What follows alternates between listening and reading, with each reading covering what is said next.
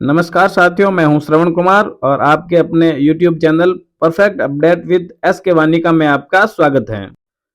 नवंबर महीने में VMOU कोटा के द्वारा एडमिशन फॉर्म भरवाए गए थे, जिसमें बालिका दूरस्थ शिक्षा योजना के तहत महिलाओं को निःशुल्क शिक्षा का प्रावधान कर दिया गया था। यानी कि जो महिलाएं दूरस्थ शिक्षा के माध्यम से, चाहे वो इग्नू से हो या फिर VMOU कोटा से हो, उन सभी को बालिका दूरस्थ शिक्षा योजना के तहत उनको उनकी फीस वापस रिफंड हो जाएगी। बालिका दूरस्थ शिक्षा योजना के तहत छात्रवृत्ति योजना के फॉर्म भरने 2 दिसंबर से शुरू हो गए हैं, जो 31 दिसंबर तक भरे जाएंगे। तो आइए बालिका दूरस्थ शिक्षा योजना के तहत छात्रवृत्ति फॉर्म भरने के प्रोसेस को समझते हैं। आयुक्तालय कॉलेज शिक्षा राजस्थान जयपुर के आदेशानुसार बालिका दूरस्थ शिक्षा योजना 2022-23 के फॉर्म 2 दिसंबर 2022 से 31 दिसंबर 2022 तक भरे जाएंगे। आपका फॉर्म आपकी SSO ID से भरा जाएगा। फॉर्म भरने के लिए आपके पास जन आधार होना आवश्यक है तथा जन आधार में आपकी सामान्य जानकारी भरी हुई होनी चाहिए।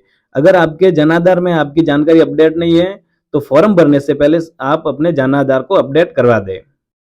मुख्य रूप से जन आधार में आपकी जाति, मूल निवास तथा बैंक डिटेल अपडेट होनी आवश्यक है। इसके बाद आपके पास आपका जाति प्रमाण पत्र, मूल निवास तथा आय प्रमाण पत्र होना आवश्यक है। अगर आपका आय प्रमाण पत्र नहीं बना हुआ है तो फॉर्म भरने से पहले आप अपना आय प्रमाण पत्र बना लेवे। तथा यदि आपने VMOU कोटा या फिर किसी और यूनिवर्सिटी से दूरस्थ शिक्षा के माध्यम से डिग्री कर रहे हैं तो उसकी फीस की स्लिप आपके पास होनी बहुत जरूरी है। अगर आप VMOU कोटा से फॉर्म भर रहे हैं और आपके पास फीस की स्लिप नहीं है तो मैं आपको डिस्क्रिप्शन में एक लिंक दे दूंगा, वहां से आप अपनी सामान्य जानकारी सबमिट करके आप अपनी फीस स्लिप निकाल सकते हैं। अगर आपके पास आय प्रमाण पत्र का फॉर्मेट नहीं है तो आप डिस्क्रिप्शन में दिए गए टेलीग्राम लिंक पर क्लिक करके टेलीग्राम चैनल पे जाकर वहां से आय प्रमाण पत्र का फॉर्मेट डाउनलोड कर सकते हैं। बालिका दूरस्थ शिक्षा योजना का फॉर्म भरने के लिए सबसे पहले आपको SSO ID में लॉगिन करना होगा। SSO में लॉगिन करने के बाद आपको स्कॉलरशिप CETAD माइनॉरिटी आइकन पर क्लिक करना होगा। यदि ये आइकन आपको नहीं मिले तो आप इस सर्च बार में सर्च करके भी इस आइकन को ढूंढ सकते हैं।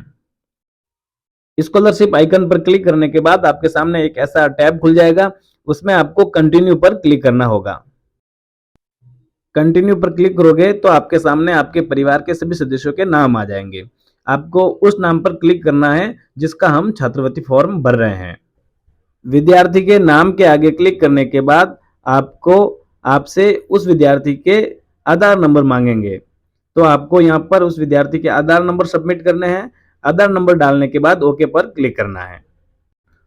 आधार नंबर डालने के बाद आपको आधार वेरिफिकेशन करना होगा। इसके लिए आपके पास एक OTP आएंगे, वो OTP आपको यहाँ पर सबमिट करने हैं। OTP सबमिट करने के बाद आपके सामने उस विद्यार्थी की प्रोफाइल ओपन हो जाएगी, जिसमें उसका नाम, पिता का नाम, माता का नाम, मोबाइल नंबर वगैरह सभी जानकारी दी हुई होगी। अगर कोई जानकारी सबमिट नहीं कर रखी है तो आप यहाँ से सबमिट कर दें।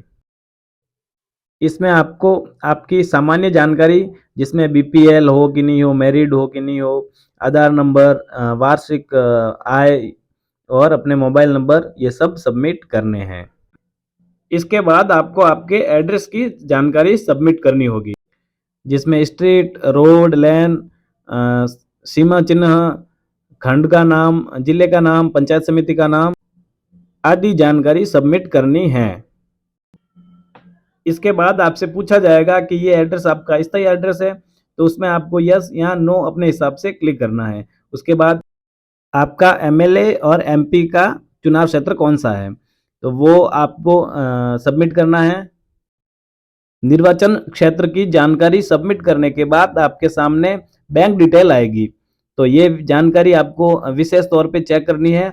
उसमें आपका अकाउंट, IFSC कोड, ये सब आराम से चेक कर ले, क्योंकि छात्रवृत्ति के रूप में जो पैसे आपको रिफंड होंगे वो इसी खाते में होंगे। तो जानकारी अच्छे से चेक कर ले। अगर बैंक अकाउंट की जानकारी आपके सही नहीं है या फिर कुछ संशोधन करना है तो आप जन आधार में संशोधन करवाएं, जिससे यहाँ पर भी संशोधन हो जाएगा।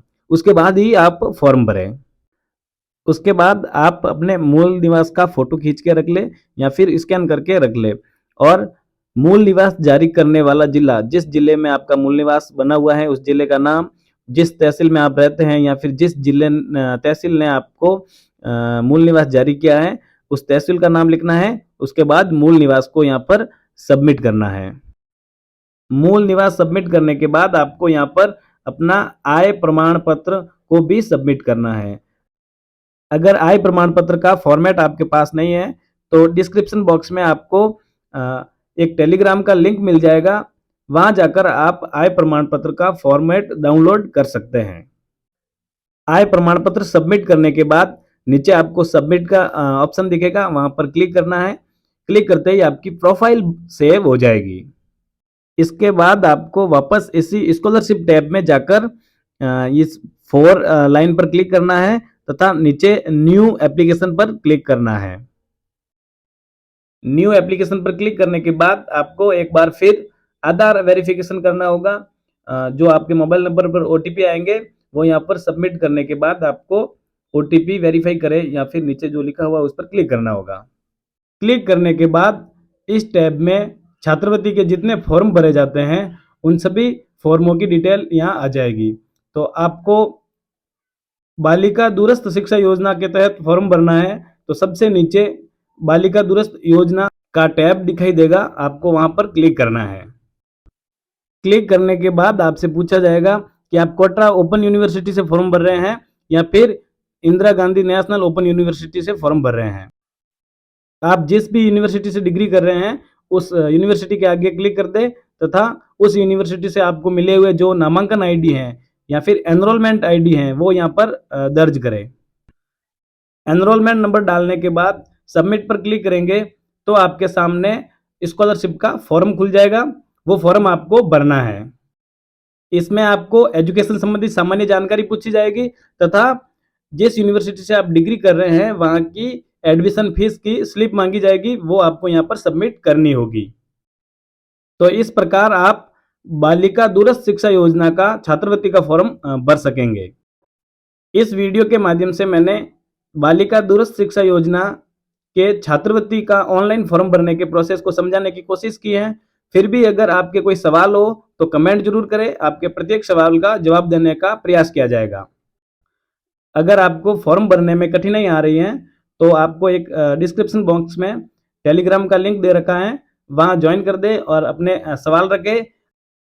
उस टेलीग्राम चैनल में आपको बालिका दूरस्थ शिक्षा योजना छात्रवृत्ति से संबंधित सभी जानकारी मिल जाएगी तथा फॉर्म भरने में आपका पूरा सहयोग किया जाएगा। एजुकेशन व वीएमओयू से संबंधित ऐसे ही अपडेट के लिए चैनल को सब्सक्राइब जरूर करें। धन्यवाद।